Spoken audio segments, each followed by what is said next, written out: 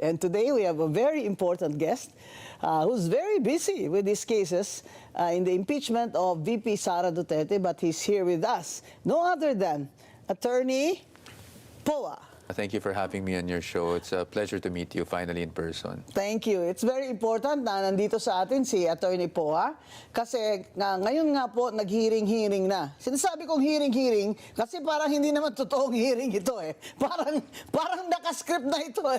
Pero tingnan natin, tanungin pa rin natin si Attorney Poa ng kanyang mga insights at kanyang opinion. Attorney, the Vice President filed a answer ad cautelam. Yes. Pero hindi siya nag-appear doon. Hindi po ba? Since impeachment is really largely a political process. Just tell the viewers, bakit nga po hindi na nag-appear si VP Sara Duterte? Unang-una, kailangan siguro nating maklaro sa ating mga kababayan na there is no requirement, contrary to statements that are being floated around, there is no requirement for a respondent to appear personally dito sa ginagawang pagdinig sa Committee on Justice. Pangalawa, we submitted a letter day before the committee hearings, that was, if I believe, March 22, I think. No?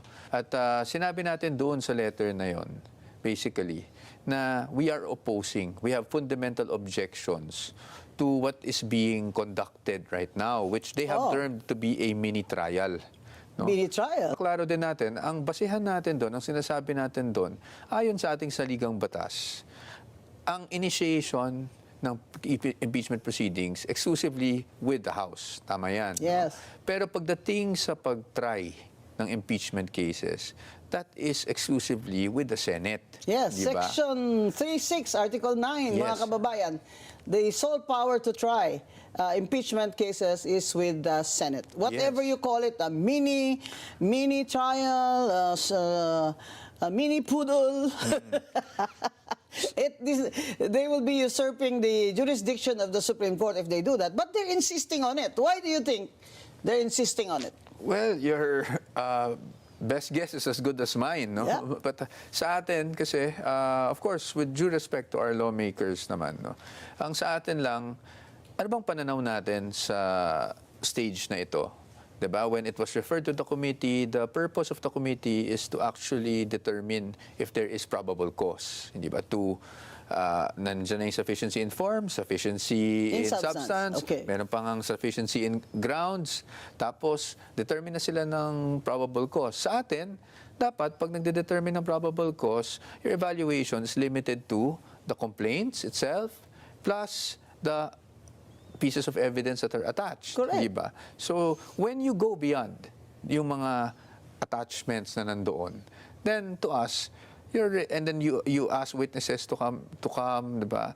Clarificatory lang daw. Pero kung clarificatory, bakit naman pati yung mga pieces of evidence na hindi naka-attach, ngayon pinapasabina na. Kagaya ng SALN. Gusto ni Terry SALN. Ridon ipakita, isabpina ang SALN, which Congressman Rufus Rodriguez is objecting to. Yes, we heard the exchange actually, no. Again, with due respect to our lawmakers, position lang naman namin ang aming inilalahad. In fact, the Supreme Court was very clear. An impeachable offense is offense committed while the impeachable officer is in office, hindi ba? Yes. Now we're asking for SALNs from way back, I don't know, When she was named. 2007, 2010. So, hindi na kasi yan kasama sa usapin ng impeachment. But was that alleged? Is there an allegation there that refers to the SALN? Well, actually, there's an allegation of unexplained wealth. What did they say? What year? To be fair to them, meron dun, I think it's a third complaint, sinabi doon na from 2007 to 2017, if I'm not mistaken, lumaki daw yung assets. That's why ang una namin sinasabi, walang ultimate facts. Kasi you have the 2007 SALN, and then you look at the 2017 SALN, lumaki, biglang... But that's 18 years. Yes, that's 18 years, and biglang may unexplained wealth na. I think that's really a sweeping conclusion of law and fact without basis. That's why diba? Rufus Rodriguez calls it a fishing expedition. Precisely, and that's why the Vice President also felt that for a third time, she's being subjected to a fishing expedition, precisely because hindi naman, unang-una, how did they make the allegation if they didn't have the SAL-ENS pala in the first place? Now, the Supreme Court, in the first impeachment case, emphasized the due Due process process. requirement at every step of the impeachment process. Yes. Right? Itong ginagawa nila ngayon, I think one of your arguments is that they're violating the right to due process of the Vice President. Yes, from the get-go, dun pa lang sa aming answer ad cautelam, we already raised the issue of due process, specifically on what we perceive to have been the application of double standards between the impeachment complaints against the President and the impeachment complaints against the Vice President. Di ba? Kasi sabi natin doon, we are not questioning, and I need to clarify this, we are not questioning the standards because we admit that in terms of standards, that's within the wisdom of the House and this time the committee, no? But when you lay down a standard and then impose a different kind of standard on equally situated officials, then there is double standard. Yan ang sinasabi natin. And that is a violation of due process. Yes, and also there have been comments.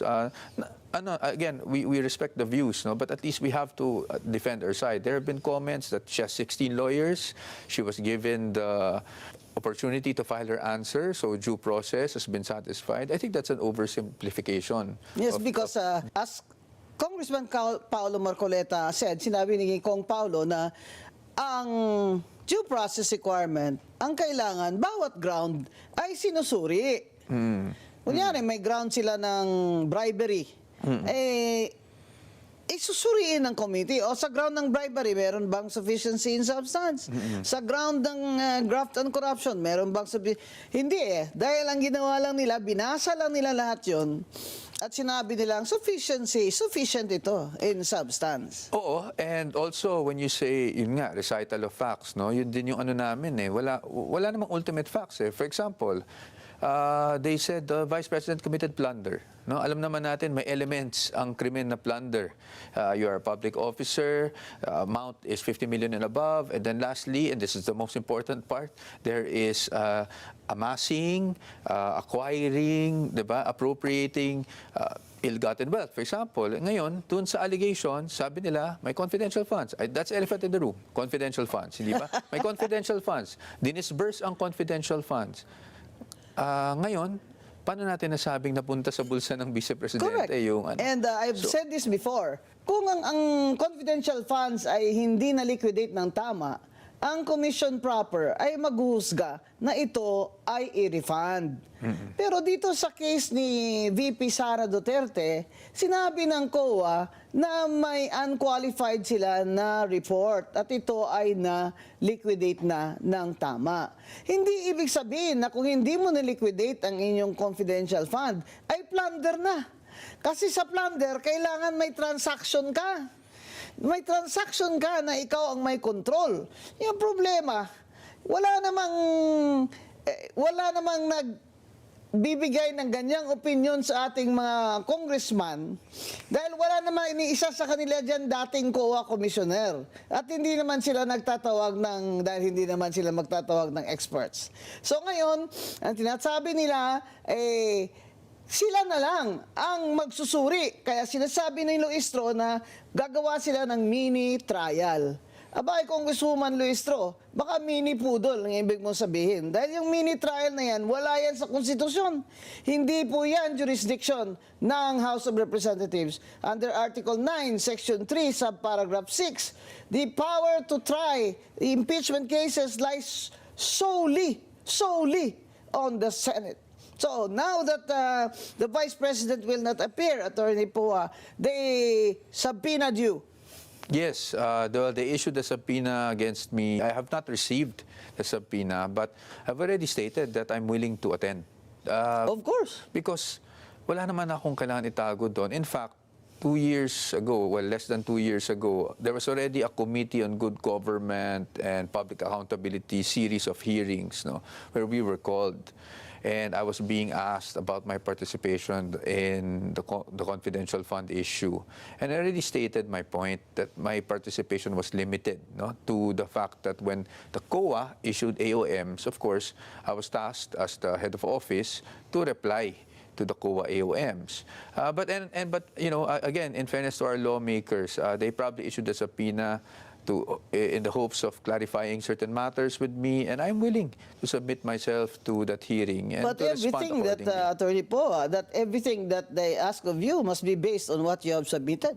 Yes, based on what we submitted, the documents would actually show that I never signed any of the disbursement because I really was not part of the use, disbursement, liquidation of all these Correct. confidential funds. But as much as I can, based on my personal knowledge, I will answer directly their questions. Wala naman tayong Did they say kailangan itago. sa subpoena nila ang Vice Presidente? Wala. Wala silang sinabing ganun. And as we all know, Eh, bakit hindi hindi pwede nila yan. pinagsabpina ang aking pinakapaboritong presidente? Talaga ako, sisigaw ako dun sa, sa flagpole ng House of Representatives. Eh, bakit yung presidente ko na paborito hindi nyo sinasabpina? Yan ang problema dito sa impeachment proceedings, mga kababayan. This is largely political. Makita na natin sa iba-ibang complaints even before when Chief Justice Davide was also, Attorney Poa, was Yes. also Subjected to impeachment. Yes, he was responded in the impeachment case. Makikita mo na political talaga ang impeachment. Hindi naman po kami tanga na hindi namin alam na political yan. Pero wag naman yung masyado nyo na kaming ginagawang tanga na political na nga para namang hindi kayo abogado dyan pag kayo ay naghihingi ng kung ano-ano. Kaya ako, masyado kayong... You have to forgive me, Attorney Poa, because I'm highly opinionated. Masyado kayong matalino dyan sa House of Representatives. Si Congresswoman Luistro, napakatalinong piskal na asawa niya ng nakusado ng rape ay pinatakas niya. Napakatalino. Si Attorney Terry Ridon, dati ko yung estudyante. Hindi lang iba sa akin yan. Napakatalino din. Ako na lang kaya ang debatehin nyo. Ako na lang ang isabpina nyo. Sasamahan ko si Attorney Poa. Dahil yung mga ginagawa nyo, hindi na yan tamang sa isip ng lahat ng principles of law na ating pinag-aralan. Ewan ko kung saan kayo nag-aral, baka magkaiba lang tayo ng binasa. Ngayon, the Supreme Court already said that due process must be respected every step of the way. And yet, Luistro, who seems to be the brightest in that committee, insists on making her own rules. For example, wala namang mini-trial dyan. Nakita nyo na ba yan sa Francisco case against Davide? Nakita nyo ba yung mini-trial sa kaso ni Mercedita Gutierrez? Nakita nyo ba yan sa kaso ni Erap? Wala. Gawa lang po yan ni Congresswoman Luistro. Kaya siguro imbitahin natin yan si Congresswoman Luistro dito, para meron naman siyang due process dito sa aming usapang matino. Now, Attorney Poa, how does the Vice President feel about these proceedings now? This is the second time now. Yes, second time now. The first time though was fast-track mode, no? Ayan yung nag-1/3 sila kaagad. But this is the first time na nagkaroon ng referral to the committee. Because of the against her. Supreme Court ruling. Yes, the Supreme Court ruling. Of course, the Vice President already issued a statement saying that this is a third fishing expedition against her, actually, no? And that is what our position is, na kung magta-trial tayo, handa naman kami mag-trial sa Senado, 'di ba? Yeah, doon sa Senado. Doon sa Senado. Hindi pwedeng dyan kay Luistro. Oo. Because pagdating dito sa House, obviously, number one, we are questioning the fact that they cannot hold any form of trial, whether mini or whatever we call it. Basta trial, hindi pwede sa House. Pangalawa, medyo lumalampas na tayo at least sa aming pananaw, lumalampas na tayo sa evaluation ng complaints. Kung ano-ano na ang mga dokumento outside the complaints ang hinihingi Bakit natin. hindi na lang nila sabihin, sige na, sufficient na in substance, akyat na. We have now approved na ang impeachment, articles of impeachment, akyat na sa Senado para doon ang trial. Bakit pa gusto nila ng ganito-ganito? Well, ayoko pong mag-speculate. Dahil, Of course, Attorney I have my Poa, opinions. gusto nila ng trial by public opinion. Alam nyo, masyado kayong matalino dyan, mas matalino kami sa inyo. We are 10 steps ahead of you. Alam na namin yung ginagawa nyo dyan sa Committee on Justice. Mamaya pati ako ipakontempt nyo na. Kung hindi ba naman this is just all for show, bakit hindi na lang approve? Approve na articles of impeachment. Send it to the Senate. We have Doon na tayo mag-trial. Ready naman ang Vice President, di po ba? We have no objections to that. Kung naririnig na nga natin na may numero na, 'di ba? May mga statements na may numero na. That's why we're saying kung pinag-uusapan na pala ang numero ngayon at may numero na and they want to already elevate it to the Senate, wala kaming problema doon because there we can fully defend the rights of the Vice President. So there you have an we opportunity. can test the credibility of these witnesses that they will produce. One of them will be Madriaga? Yes. Well, I suppose because he was also Who is issued in a jail subpoena. for kidnapping for ransom. Yes. And Wala na ba kayong mas magaling na evidence na testigo dyan na hindi naman kidnapper? Ano ba kayo dyan? So, as Madriaga, who else will be their star witness? Well, we don't know, no? We are still anticipating kung sino yung mga... But we have ideas. Siguro, wag muna naming ilabas yung mga ideas ng mga star witnesses nila. But, once we're there, we can test the credibility and we can show the Filipino people once and for all na walang basihan itong mga aligasyon nila laban sa ating Vice Presidente. In fact, I interviewed Senate President Soto. And I asked him, I said, with all the things that you said against the Supreme Court ruling, the people are now saying, SP, that you are biased. So, mahirap po yan na kayo pa rin ang presiding dyan and people do not trust that you'll be fair. Ang sinabi niya, ito ang sinagot niya talaga, kung ako lang, if it were up to me, masyado na itong it takes too much of our time, this impeachment. 2 taon na lang. Pero kung pupunta yan sa Senado, ay gagawin ko ang tungkulin ko. So, sinasabi ng Senate President, gagawin niya ang tungkulin niya, iakyat niyo na ang articles of impeachment para naman may fairness ang Vice President ay merong may opportunity naman to defend herself. Opo. Well, I just need to state this for the record, no, because again, we're really on the the legal side lang. We do not dwell into the political, but we have always given the benefit of the doubt to the Senate President, to the Senate as that will be sitting as senator judges. We also are giving of the benefit of the doubt even to the Committee of Justice members. That's why itong ginawa naming objection dito sa ginagawa nilang mini trial, ito ay ibinigay muna namin sa kanila, inilahad namin sa kanila. We were trying to explain our side. Now, if that offended some of our lawmakers, we really regret that because it's not our intention to offend anyone. It is our duty as lawyers of the Vice President to protect her rights and her interest. And if we see that there are infirmities in the process, it's also our duty to bring these matters up and tell them that we have objections, serious objections, fundamental objections to the conduct of a so-called mini trial within the House. No? Now, sabi nyo nga, kung okay sa amin iakyat, definitely. We have been ready since last year. During the first round of impeachments, despite filing that petition with the Supreme Court, as we all know, it's always 50-50, diba? So, we were ready to go into a full-blown trial. But now, in the Senate, hindi na sila advantage kasi they need 2/3 or 16 votes. They need 16 votes. JV Ejercito, Senator Ejercito told me that sinabi niya na he is not in favor of that. Daming problema, lalo na ngayon, may gera.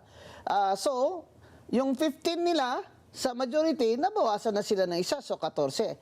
Ang sinasabi naman ng iba dyan, paano po yan pag si Senator Bato ay hindi po boboto? Abay, kahit hindi siya bumoto, kailangan pa rin nila ng 16 votes. Yes, you that's see, correct. That's correct. Mga kababayan, bakit para ano pa ito?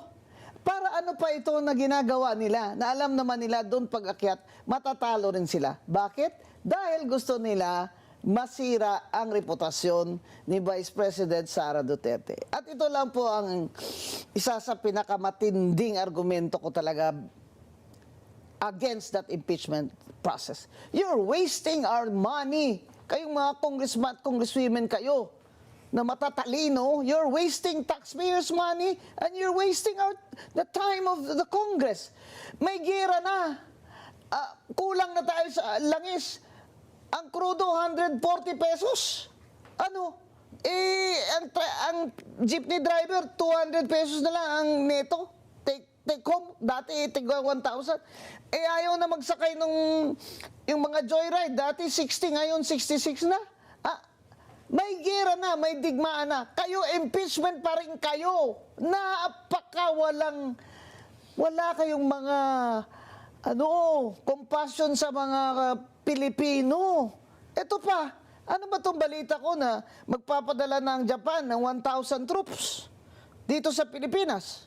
Siyempre, meron tayong EDCA eh. Ayan, President BBM. Sige, sagutin mo yan. At ano itong narinig ko? Na ang China ay nagpapadala na ngayon ng troops near Taiwan. Now, ayan, Tariela, sagutin mo rin yan dahil gusto ko, mauna ka doon, Tariela, magpakahiro ka.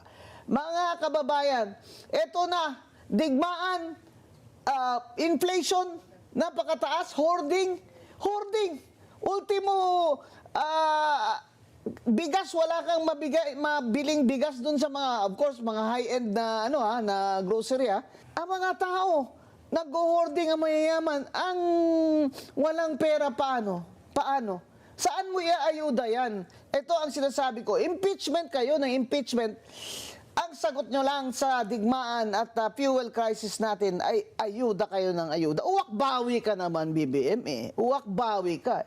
Sabi mo isa-subsidize mo yung mga jeepney driver binawi mo eh. Ngayon, pimirma ka na lang ng suspension ng excise tax, no? Excise tax, 10 pesos yun eh. Sa gasoline, babawasan mo ng 10 pesos ang price ng gasolina namin. Ganon din yun. 90 minus 10, 80.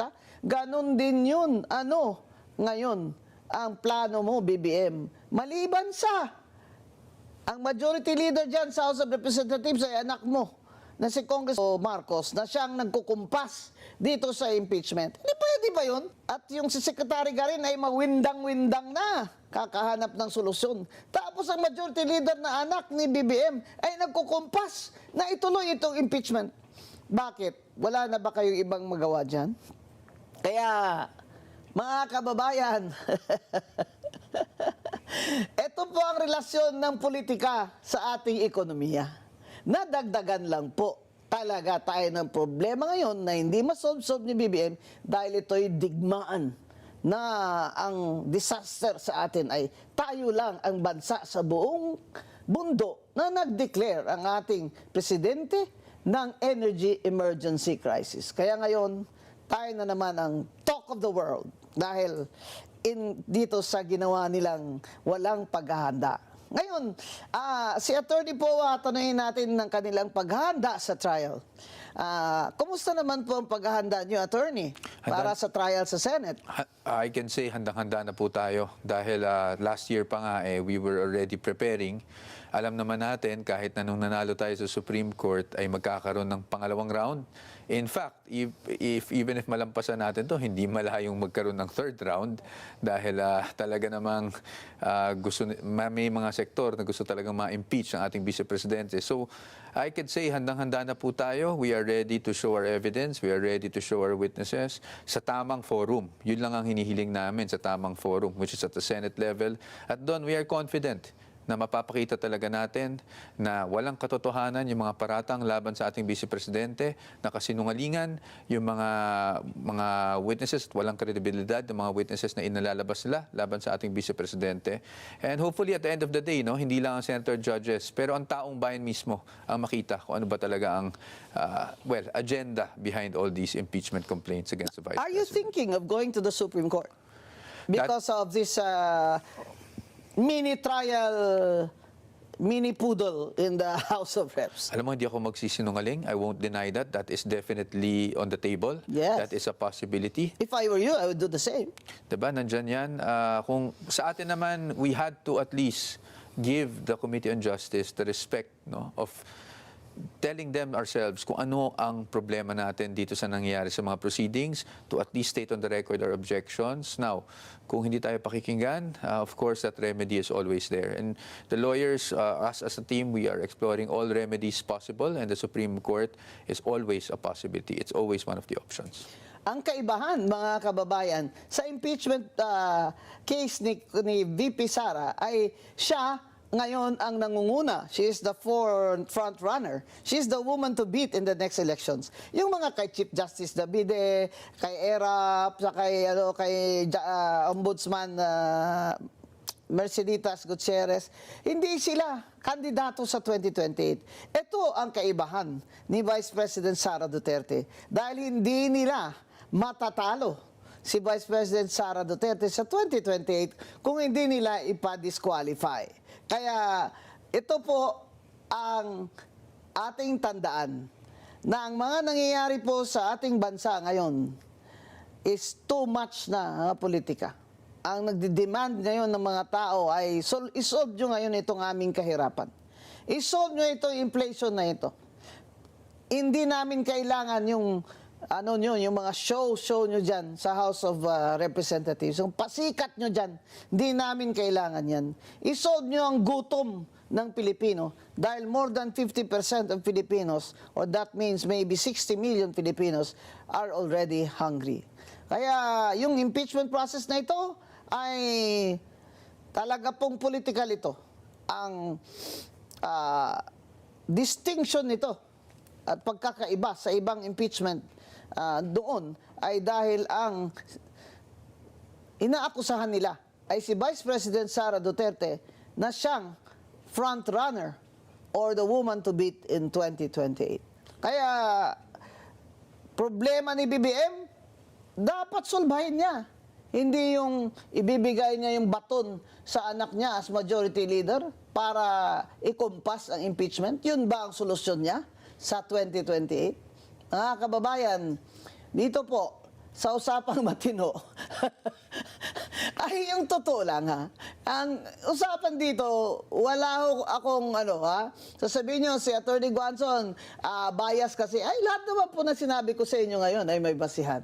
Kaya inimbita natin si Attorney Poa dito para alam natin ang legal na aspeto sa depensa ni Vice President Sara Duterte. At maraming salamat, Attorney Poa, Maraming for salamat. gracing us today. Maraming salamat po.